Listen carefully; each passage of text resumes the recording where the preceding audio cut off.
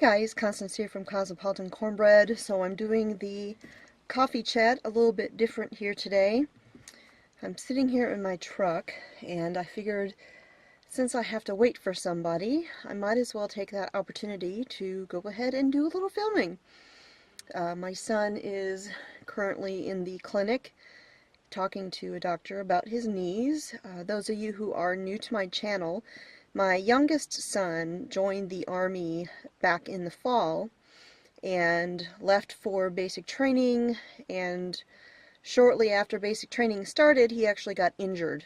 He was in a great deal of pain. The doctors couldn't figure out what was going on with him, and so he basically had to drop out of basic training and come home and heal, and then he can go back and start all over again. So we're trying to get a diagnosis so that we can figure out what has to be done while he's still under my husband's insurance, you know? So that's the short story of that. So topic today for the coffee chat, I thought I would actually talk about something that I've had several people wondering about. If we loved Alaska so much, why didn't we retire in Alaska? That's a bit of a heart-wrenching story, I guess you could say. No, not really. It isn't. Well, here's the deal. For years we wanted to go to Alaska. My husband was active duty Army, and we had been stationed at Fort Bragg, North Carolina for 12 years straight. And he was deployed to Afghanistan, and it had come up in his records, basically, that when he redeployed back to Fort Bragg, he was coming down on orders. So it was just a matter of where were those orders going to be. I hoped a great deal that it would be someplace very, very different. I wanted our kids to have the experience of a different culture, a different area of the country, something just totally different than North Carolina. So we were hoping to have orders to just someplace out of that area for something different. You know, we had been stationed at Germany prior to Fort Bragg, and our kids had no recollection of it because they were simply too young. And so when the orders came down that it was Fort Wainwright, Alaska, we were thrilled beyond belief. Alaska is someplace we had always wanted to be stationed. The first half of my husband's Army career, it wasn't even an option because they didn't have his helicopters up there. And then a few years before we got those orders, they moved his helicopters to Fort Wainwright. So once that happened, we were really, really anxious to have the chance to go there. Now, when we moved to Alaska, we actually had it in our head that we might stay there forever. We really did. My husband was nearing the time that he could go ahead and retire at whatever duty station we were at. And so when we got up there, we thought, you know, this might be it. We might stay there. Now, we knew the cost of living was going to be high when we got up there, but it was a little bit of a sticker shock. Things cost way more than we thought it would. Houses cost way more than we thought it would. They would have way less land than we thought it would. So that was a bit of an adjustment. Now, after we got over that initial shock and kind of got into our groove and realized, you know, we really love living up here, all of the things that had drawn us to the idea of living in Alaska really sunk their hooks into us, such as the nature, the wildlife, the wilderness, the simplicity of things up there. It's a different lifestyle living in Alaska than it is anywhere else. It's really difficult to explain unless you've actually been there. Things that people find important down here in the lower 48 are just ludicrous up there, up north. It's a very eclectic kind of environment that's pretty awesome. But there are things that make it very difficult living up there. If I was to compare living in Alaska to living here in Alabama, there's a lot of pros and cons to both. You know, you have the cost of living up there in Alaska versus the cost of living here in Alabama. For the money we spent here in Alabama on our home and land, we wouldn't have gotten anywhere near that up there in Alaska. It's not possible. It wouldn't have happened. So that's kind of an important thing.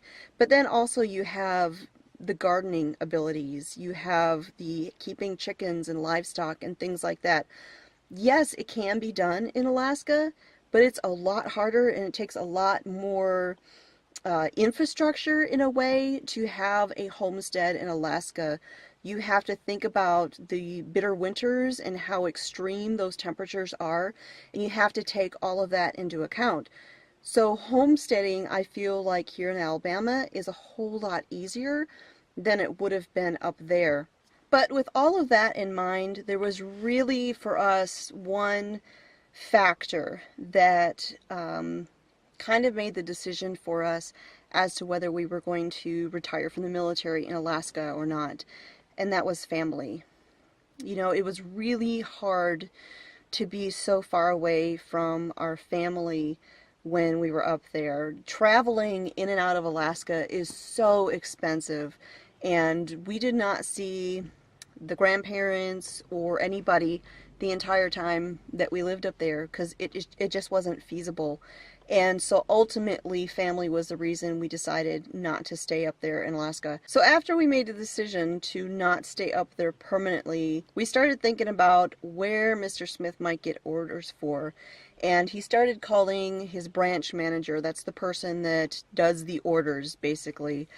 And he would call and say, "What do you got?" And he was actually hoping to get Redstone Arsenal, which is located in northern Alabama in the Huntsville area, because there's a lot of aviation jobs outside the military, and it was fairly close to the family, only just a few hours away. And so he would call the branch manager and he would say, "Hey, do you got Redstone Arsenal? Hey, you got Redstone Arsenal?" He would call him like every week, "You got Redstone Arsenal?" And every time the branch manager would say, "Nope, nope, nope, nope." Well, it was getting down to the time where the orders were going to be getting cut. And at that time, there was only really 2 locations available for us to get orders to: Washington, D.C. and Washington State. Neither one of those were very appealing to us, I have to admit. First of all, Washington State was still the other side of the continental United States from the family for the most part. And if we ended up in Washington State, we might as well just be staying in Alaska as far as we were concerned. So that boiled down to Washington, D.C.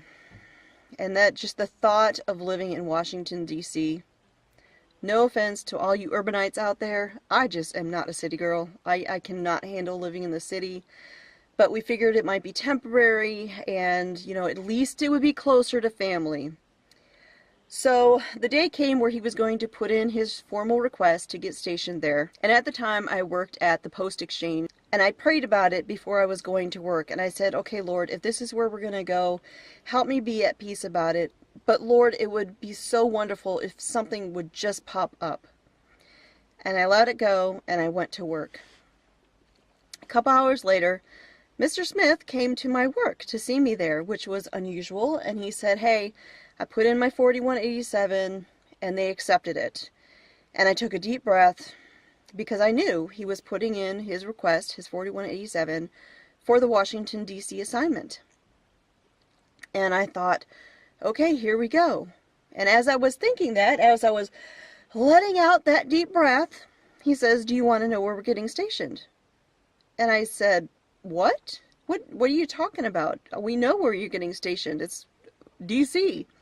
And he said, "No.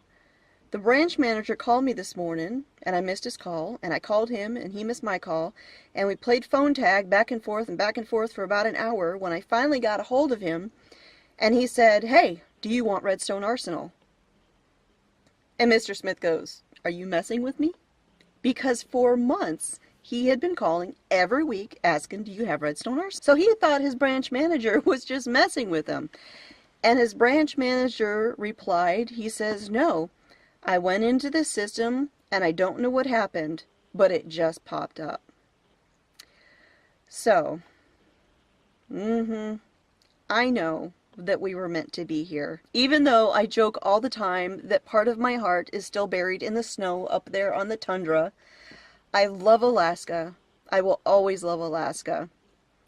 But I do know that we were meant to be here. Just the way it all turned out, the people I've met since moving here to where we're at, I have so many close friends.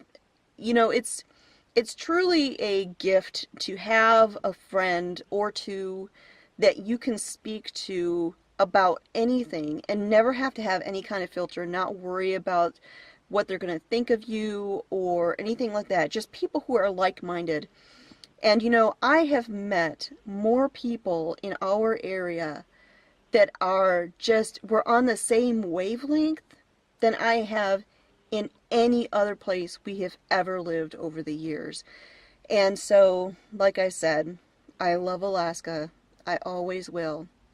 But I know we were meant to be here in northern Alabama, even if I do melt every summer. Alright, you guys, I'm going to go ahead and wrap this up. I brought some magazines and books with me today to read while I'm waiting for Jack. I'm going to say a little prayer for his knees and for the doctor's wisdom so that this can get figured out and everything. But I hope you enjoyed the little story, and I hope that answered your questions about why we didn't stay in Alaska. So, thanks for watching, you guys. My name is Constance. This is Cosmopolitan Cornbread, and I'll talk to y'all soon.